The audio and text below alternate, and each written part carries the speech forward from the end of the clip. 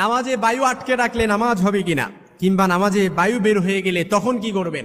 অনেক ব্যক্তি আছে নামাজে বায়ু আটকে রাখে, নামাজ আদায় করে, কিংবা অনেক ব্যক্তি আছে নামাজে বায়ু বের হওয়ার সন্দেহের প্রবণতায় সে কি করবে সমাধান খুঁজে পায় না। দুজন ব্যক্তির জন্য রাসূলের হাদিস থেকে একেবারে স্পষ্ট সমাধান হচ্ছে।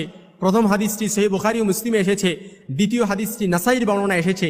রাসূল সাল্লাল্লাহু আলাইহি সাল্লাম দুজন ব্যক্তির জন্যই করণীয় বলে দিয়েছেন। প্রথম ব্যক্তি হচ্ছে নামাজে বায়ু আটকে রাখলে নামাজ হবে কিনা। এ সম্পর্কে আমরা যদি হাদিস দেখি, রাসূল সাল্লাল্লাহু আলাইহি সাল্লামের নাসাইর বর্ণনায় হাদিস এসেছে, রাসূল সাল্লাল্লাহু আলাইহি সাল্লাম বলেছেন, অর্থাৎ সব সময় দেখবেন শয়তান আপনাকে একটা কুমন্ত্রণা দিচ্ছে।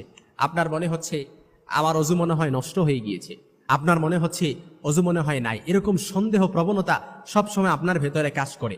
রাসূল সাল্লাল্লাহু আলাইহি সাল্লাম ওই ব্যক্তির জন্য বলেন, সব সময় যার ভেতরে শয়তান ওয়াসওয়াসা দিবে, সন্দেহের প্রবণতা বৃদ্ধি করবে, তার উচিত হচ্ছে ইউ ডোন্ট কেয়ার কেস, অর্থাৎ সে এটাকে কোনোভাবেই ভ্রুক্ষেপ করবে না, এই সন্দেহকে সে প্রায়োরিটি দিবে না। কারণ রাসূলের হাদিস নাসাইর বর্ণনায় রাসূল বলেছেন, আলহামদুলিল্লাহ হিল্লাযী রাদ্দা মারা আলাল ওয়াসওয়াসা, সমস্ত প্রশংসা ওই আল্লাহ তাআলার জন্য যিনি শয়তানের ওয়াসওয়াসাকে কুমন্ত্রণা পর্যন্ত সীমাবদ্ধ করেছেন। আল কুবরার মধ্যে এসেছে, ইমাম ইবনে হাজার আল হাইসামি উনি বলেছেন, যে ব্যক্তি শয়তানের ওয়াসওয়াসাকে প্রায়োরিটি দিবে, প্রাধান্য দিবে, শয়তান একটা পর্যায়ে ওয়াসওয়াসা দিতে দিতে ওই ব্যক্তিকে একেবারে পাগল বানিয়ে ফেলবে।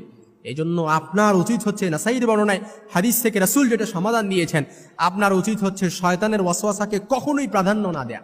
এক্ষেত্রে আপনি নামাজে বায়ু আটকে, প্রস্রাব পায়খানা, আপনার খুব প্রচুর বেগ, আপনি যদি এটা নিয়ে শুরুতে এটা বেগ হয়েছে আপনি এটা নিয়ে নিয়ত করেন তাহলে মাকরুহ হবে, কিন্তু আপনার উচিত হচ্ছে এটা শেষ করে তারপর নামাজ নিয়ত করা। কিন্তু নামাজের মধ্যে যদি এরকম হয়, আপনার উচিত হচ্ছে নামাজটা শেষ করা। কিন্তু কোনো ব্যক্তির বায়ু বের হয়ে গেছে, সে আটকেও রাখে নাই, ওই ব্যক্তি করণীয় কি?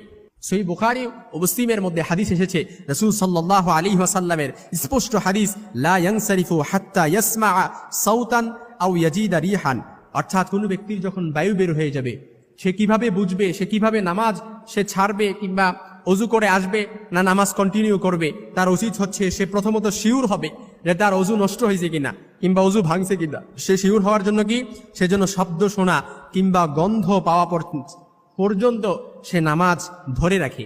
অর্থাৎ আপনি শব্দ শুনছেন কিংবা গন্ধ পাইছেন, সাথে সাথে নামাজ ছেড়ে দিতে হবে। কোন অবস্থায়?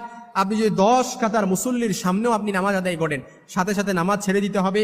তারপর এক কাতার পার হয়ে আপনি কাতারের সাইড দিয়ে তারপর পিছনে 2 হাত প্রসারিত করে আপনি বের হয়ে তারপর কোনো কথা, নিশ্চুপ থাকবেন, কোনো কথা নাই, বাড্ডা নাই, নিশ্চুপ থেকে পুনরায় আপনি অজু করে আবার কি করবেন, একই ইমামের পেছনে ইক্তেদা করে আপনি বাকি নামাজটা আদায় করবেন। এর দ্বারা কি, আপনি যেই অবশিষ্ট নামাজ আছে এই অবশিষ্ট নামাজের উপরে আপনি বেনা করলেন, তাহলে যেই রাকাতটা আপনার ছুটেছে শুধু নামাজ শেষে ওই রাকাতটা পড়লেই আপনার পরিপূর্ণ হক আদায় হয়ে যাবে। কিন্তু যদি আপনি এই নামাজে আপনি যদি ইক্তেদা না করতে পারেন, এই নামাজের উপর যদি আপনি বেনা না করতে পারেন, তাহলে পুনরায় আপনি একা একা পরিপূর্ণ সালাত আদায় করতে হবে।